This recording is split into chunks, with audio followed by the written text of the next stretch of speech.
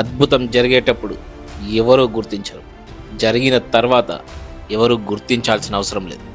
ఇది రాజకీయాలకు వర్తిస్తుంది.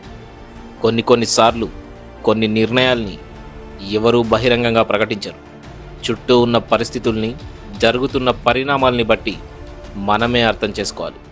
అప్పుడే రాజకీయం లోతేంటో తెలుస్తుంది. షాద్నగర్ బీఆర్ఎస్లోనూ ఇప్పుడు అలాంటి ఓ కీలక పరిణామమే జరిగినట్లు అనిపిస్తుంది. కొన్నాళ్ళుగా షాద్నగర్ బీఆర్ఎస్ని ముందుకు నడిపించేది ఎవరనే దానిపై ఓ సందిగ్ధత ఉండేది. క్యాడర్ని ఎవరు లీడ్ చేస్తారు, పార్టీని ఎవరు ముందుకు నడిపిస్తారు అనే దానిపై కొంత సస్పెన్స్ కొనసాగింది. అయితే ఈ మధ్యకాలంలో లోకల్ బీఆర్ఎస్లో జరుగుతున్న వరుస పరిణామాల్ని చూస్తుంటే నెక్స్ట్ జనరేషన్ లీడర్షిప్కి కీలక అడుగు పడిందనే సంకేతం దాదాపుగా వచ్చేసినట్లే అనిపిస్తోంది.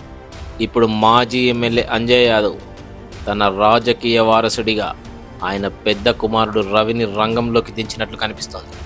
ఈ విషయం ఎక్కడా నేరుగా ప్రకటించకపోయినా ఈ మధ్యకాలంలో రవి యాదవ్ పొలిటికల్ యాక్టివిటీ చూస్తుంటే దాదాపుగా అదే నిజమనిపిస్తోంది. నియోజకవర్గంలో మంచి చెడులకు హాజరవడం, ఎక్కువగా ప్రజల్లోనే ఉంటుండడం, క్యాడర్తో రెగ్యులర్గా మీటప్లు, లీడర్లతో ములాఖతులు, నిరసనలు, ఆందోళనలు, ఇలా ఓ రాజకీయ నాయకుడు ఏమేం చేయాలో అవన్నీ రవి గ్రౌండ్లోకి దిగి చేసేస్తున్నారు. లేటెస్ట్గా తహసీల్దార్ ఆఫీస్ ముందు రైతులకు సంఘీభావంగా నిర్వహించిన నిరసన ధర్నాలోనూ రవియే ప్రముఖంగా కనిపించారు. ఈ ధర్నాలో అంజయ్ యాదవ్ వెనకున్న పోస్టర్లో కనిపించారే తప్ప ప్రొటెస్ట్లో కనిపించలేదు.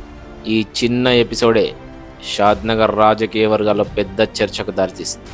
అంటే అంజయ్య పూర్తి స్థాయిలో రవిని బరిలోకి దించేశారా అనే డిస్కషన్ మొదలైంది.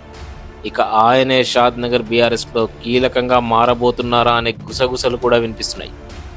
పైగా పెద్ద ఆయనకు కూడా వయసు మీద పడుతోంది. అయినప్పటికీ ఆయన పొలిటికల్గా ఫుల్ యాక్టివ్గానే ఉండేందుకు ప్రయత్నిస్తున్నారు. అయితే ఏదో ఒక సమయంలో తన ఇద్దరు కుమారుల్లో ఎవరో ఒకరిని రాజకీయ వారసుడిగా జనంలోకి దించక తప్పదు. అలా ఆయన రవినే ముందుంచుతున్నారా అనేదే ఇప్పుడు మెజారిటీ నేతల్లో ఉన్న డౌట్.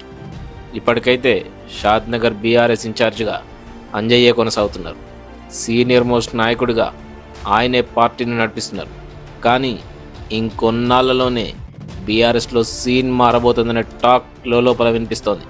అయినప్పటికీ పార్టీలో ఏ లీడర్ యాక్టివ్గా ఉన్నారు, ఎవరు క్యాడర్కి అందుబాటులో ఉంటున్నారు, ఎవరు పార్టీ కోసం కమిటెడ్గా పనిచేస్తున్నారనేదే అధిష్టానం లెక్కలోకి తీసుకుంటుంది. ప్రస్తుతానికి రవి లోకల్గా ఫుల్ యాక్టివ్గా పనిచేసుకుంటూ వెళ్ళిపోతున్నారు. అన్ని కార్యక్రమాలకు హాజరవుతున్నారు. అయితే రాబోయే రోజుల్లో ఆయన రోల్ ఏంటి, ఫ్యూచర్ ఏంటి అనేది డిసైడ్ చేసేది మాత్రం కాలమే. అప్పుడు కలిసొచ్చే కాలానికి నడిచొచ్చే నాయకుడిగా రవి ఎదుగుతారా లేదా అన్నది పక్కాగా తేలిపోతుంది.